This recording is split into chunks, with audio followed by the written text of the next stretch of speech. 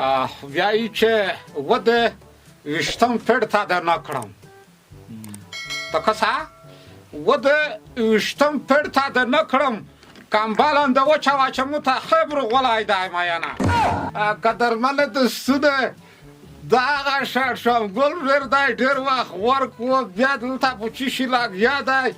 دنه به میگ تو سه شیرین اوری زکا کتابینه رو غولی دی خب دلای دلای په آره کتابخانه کې خیس چې پښتنه وکي شړشمګل کتابینه خبرمون رو غولی دی کتابینه مینه دی 315 څلوي کاپرای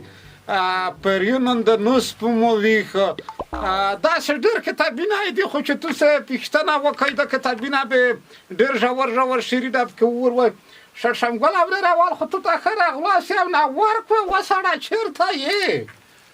ګلبشرې خانه خدای دې مال شه ورک خو ځکه یم چې اوس جلسې ډېرې شوي دي دا د برق سیستم خروب و مو چې د مکسر ته به د برق سیستم بروبار کړم وشه تکلیف به نه وي نو خو تو نه خو نه خلاصېږم خو لږ مې پرېږده چې زه د کور وکړم شعرونه نو دا ځکه خبرې کومه نه کړم وادارګه صبر وکړه دغه د داسې شي دا خو احساسه ما کار کو وسړه د داسې شیرینه دي چې در یوه تال نه څه کوي در یوه په تال کې هغه کیسې شګک په تال کې دایر غوړي شعر روانه را بیا څه په سپک اسره وړي چې څه دومره شاید سره یار ته وکړه دوستان به خفه شي یا یې به چې شړشمګل دومره کبرجان ده چې مونږ ته شعر نه یې کنی بربود دې کړم تباه دې کړم نه یې نه وایه که څه شی دی دوستانو ته یې یم تو ته یې نه یم کوڼ یې تو ته یې نه یم دوستانو ته یم مجبور یم چې ورته وایم ځکه چې دغه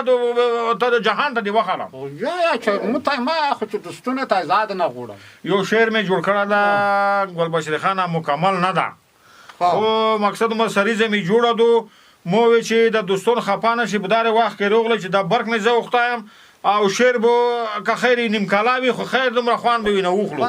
خدای چې کنی وخت مې ډېر په تېر کړو تقریبا په دغه انترانې میاشت تېرېږي د 4-5 میاشتې که خیر یې په دانه وختام مې لا 2-3 ټکي مې سره ښخ کړي دي دا واسطه چې هر څه شی خو خدای خو چې توی خوله نه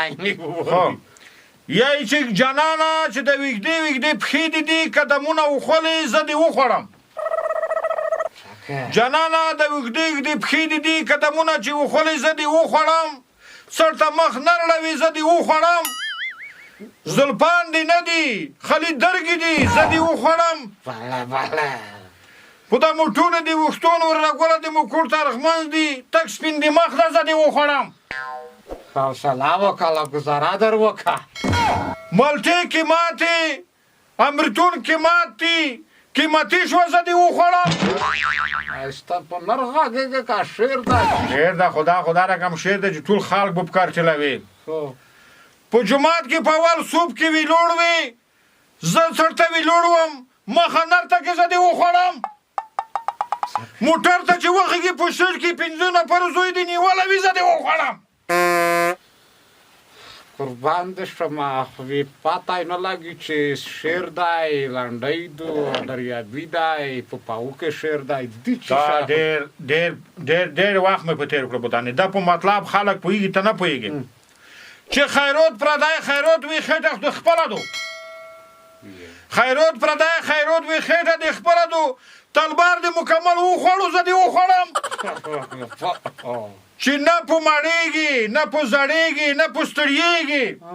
ای تو سره سړی څه شی وکړي خو زه به دې نه لوړ شم زه دې وخوړم